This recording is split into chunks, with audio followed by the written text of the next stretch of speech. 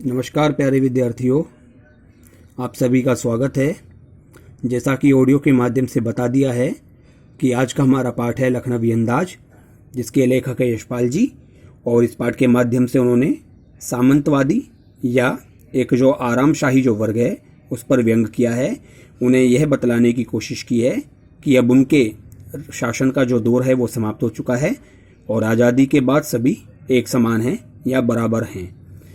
पाठ का सार इस प्रकार है। मुफस्सिल की पैसेंजर ट्रेन चल पड़ने के लिए उतावली में फुंकार रही थी। मुफस्सिल का अर्थ है किसी बड़े शहर के आसपास के स्थान के विषय में। जैसे कोई बड़ा शहर हो और उसके आसपास का जो कोई गांव हो या कस्बा हो, उसे मुफस्सिल बोला गया है। आराम से सेकंड क्लास में जाने के लिए दाम अधिक लगते हैं। ट्रेन में 3 प्रकार के डिब्बे होते हैं, फर्स्ट क्लास, सेकंड क्लास और थर्ड क्लास। थर्ड क्लास का किराया सबसे कम होता है। उसके बाद सेकंड क्लास का किराया थर्ड क्लास से थोड़ा अधिक होता है, लेकिन वहाँ पर लिमिटेड सीटें होती हैं बैठकर जाने के लिए।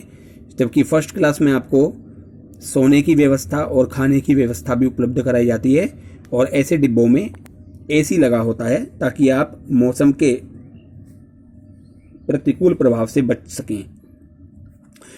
दूर तो जाना नहीं था, भीड़ से बचकर एकांत में नई कहानी के संबंध में सोच सकने और खिड़की से प्राकृतिक दृश्य देख सकने के लिए सेकंड क्लास का टिकट ले ही लिया। लेखक कहते हैं कि वैसे तो उन्हें भीड़ भड़क्के से ज़्यादा परेशानी नहीं थी, लेकिन इस बार उन्हें थोड़ा सा अपनी कहानी के विषय में सोचना था और खिड़की से कुछ एक प्राकृतिक दृश्यों को देखने का मन भी था। तो इस बार उन्होंने साधारण क्लास की टिकट ना लेकर सेकंड क्लास की टिकट ले ली। गाड़ी छूट रही थी। सेकंड क्लास के एक छोटे डिब्बे को खाली समझकर जरा दौड़कर उसमें चढ़ गए। गाड़ी लगभग चलने ही वाली थी जब लेखक टिकट लेकर रेलगाड़ी की तरफ पहुंच रहे थे। अनुमान के प्रतिकूल एक डिब्बा निर्जन नहीं था। सेकंड क्लास के डिब्बे अधिकतर उस समय खाली थे, लेकिन जिस सेकंड क्लास के डिब्बे में चढ़े वह अनुमान के प्रतिकूल था। यानी उन्होंने सोचा था कि शायद वह डिब्बा किसी भी यात्री से रहित होगा, उसमें कोई भी यात्री नहीं होगा, लेकिन वह डिब्बा निर्जन नहीं था। का अर्थ है कि उसमें पहले से ही एक सज्जन मौजूद थे। कौन थे वो सज्जन? एक बर्थ पर लखनऊ की नवाबी नस्ल के एक सफ़ेद पोश सज्जन बहुत सुविधा से पालथी मारे बैठे थे। उस डिब्बे में किसी एक सीट पर लखनऊ की नवाबी नस्ल के यानी लखनऊ के नवाबों के खानदान के कोई एक सज्जन थे, जिन्होंने सफ़ेद रंग वाले वस्त्र पहने हुए थे और बड़ी ही आराम की अवस्था से पालती पालती मारकर बैठे हुए थे, मानो वह रेलगाड़ी का डिब्बा ना होकर उनके घर का अपना कोई बिस्तर हो। सामने 2 ताजे चिकने खीरे तौलिए पर रखे हुए थे और उन्होंने अपने सामने 2 चिकने चिकने खीरे तौलिए पर रखे हुए थे। शायद वो उन खीरों को खाने की तैयारी में थे। डिब्बे में हमारे सहसा कूद जाने से सज्जन की आंखों में एकांत चिंतन में विघ्न का असंतोष दिखाई दिया। जैसे ही लेखक ने डिब्बे में प्रवेश किया तो लेखक का आना उन्हें अच्छा नहीं लगा और उन्होंने अपनी आंखों से कुछ इस प्रकार के भाव व्यक्त किए कि मानो उन्होंने वहां पधारकर उनके चिंतन में बाधा का काम कर दिया। सोचा, हो सकता है यह भी कहानी के लिए ही सूझ की चिंता में हो। लेखक ने सोचा कि जैसे वे सेकंड क्लास के डिब्बे में कहानी सोचने के लिए यात्रा कर रहे थे, तो हो सकता है नवाब साहब भी किसी कहानी की सोच में ही सेकंड क्लास में आ बैठे हों, लेकिन अब मेरे आ जाने पर उनकी इस सोच में विघ्न पड़ रहा हो, इसीलिए उन्होंने असंतोष का भाव अपने चेहरे पर प्रकट कर दिया।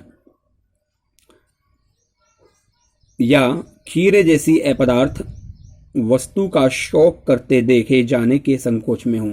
या हो सकता है कि उनके चेहरे पर जो असंतोष का भाव जगा वह इसलिए था कि नवाबी खानदान के होते हुए वह खीरे जैसी एक साधारण वस्तु को खाने का शौक वहां पर अपना पूरा कर रहे थे और अब वह दूसरे की नज़र में आ गए थे।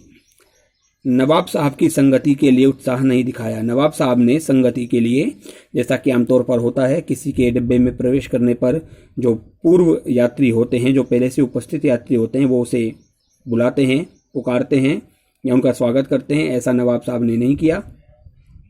हमने भी उनके सामने की बर्थ पर बैठकर आत्मसम्मान में आंखें चुरा ली।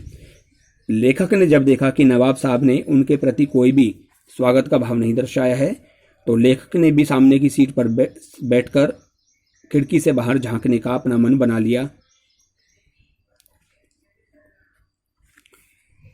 खाली बैठे कल्पना करते रहने की पुरानी आदत है। लेखक अपने बारे में बताते हैं कि जब वो कोई काम नहीं करते, खाली बैठे हों, तो लगातार कल्पनाओं में डूबे रहते हैं। नवाब साहब की असुविधा और संकोच के कारण का अनुमान करने लगे। लेखक बैठे बैठे सोचने लगे कि आखिर उनके पधारने पर नवाब साहब को असुविधा क्यों हुई होगी और उनके मन में जो संकोच का भाव जगा, उसके पीछे का जो मूल कारण है वो क्या हो सकता है।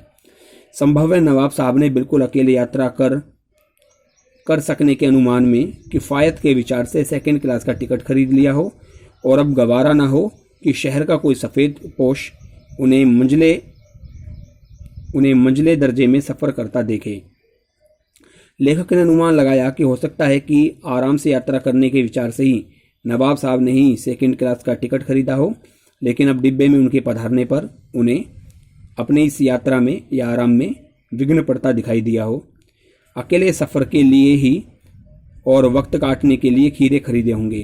अकेले सफ़र में आराम से खीरे खाते हुए वो अपनी यात्रा पूरा करना चाहते थे, लेकिन अब किसी शहरी व्यक्ति के सामने अब भला वो खीरे जैसी तुच्छ वस्तु को कैसे खा सकते थे। यानी कुल मिलाकर नवाब साहब इसलिए भी थोड़े से संकोच में थे, असंतोष के भाव में थे कि वे खीरे का मजा लेना चाहते थे, लेकिन अब किसी के सामने खीरे को खाना उनकी नवाबियत से परे वाली बात हो जाती, यानी उनके नवाबीपन पर एक प्रश्न चिन्ह लग जाता। इसलिए अब वो थोड़े से असमंजस में थे कि इन खीरों को खाएं या छोड़ दें, क्या करें। हम कनखियों से नवाब साहब की ओर देख रहे थे। कनखियों का अर्थ होता तिरछी नज़रों से, यानी सीधे सीधे उनकी ओर ना देखकर तिरछी नज़रों से देखना। तिरछी नज़रों का मतलब है कि अपना जो मुख है वो किसी और दृष्टि में करके अपनी आंखों को थोड़ा सा घुमाकर दूसरे व्यक्ति पर नज़र गड़ाए रखना।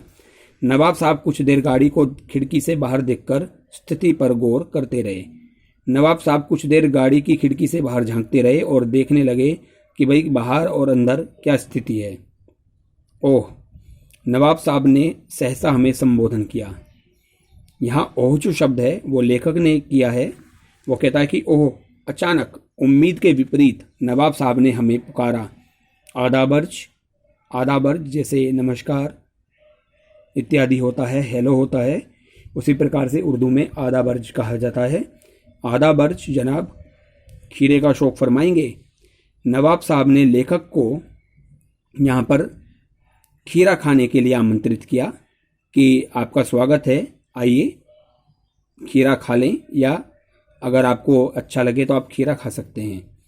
नवाब साहब का सहसा भाव परिवर्तन अच्छा नहीं लगा। लेखक को नवाब साहब का इस प्रकार से अचानक से भाव परिवर्तन करना अच्छा नहीं लगा। क्यों? क्योंकि जब लेखक ने डिब्बे में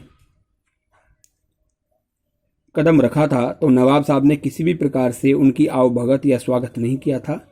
कुछ देर तक वे अजनबियों की भांति बैठे भी रहे थे, कोई वार्तालाप नहीं था, लेकिन अचानक से जो उन्होंने भाव परिवर्तन लिया, अब उस पर लेखक को आपत्ति थी। भांप लिया, आप शराफत का गुमान बनाए रखने के लिए हमें भी मामूली लोगों की हरकत में लथेड़ लेना चाहते हैं। लेखक समझ गया कि नवाब साहब अपने आप को शरीफ दिखाने की कोशिश में थे और लेखक को मामूली लोगों की कतार में शामिल कर उन्हें भोजन के लिए इसलिए पूछ रहे थे ताकि लेखक के मन में नवाब साहब के प्रति आदर का, सम्मान का या उनकी रईसपन के प्रति एक एहसान का भाव जगा रहे। लेकिन लेखक इसके लिए तैयार नहीं थे, इसलिए उन्होंने जवाब दिया, शुक्रिया, किबला शौक फरमाएं।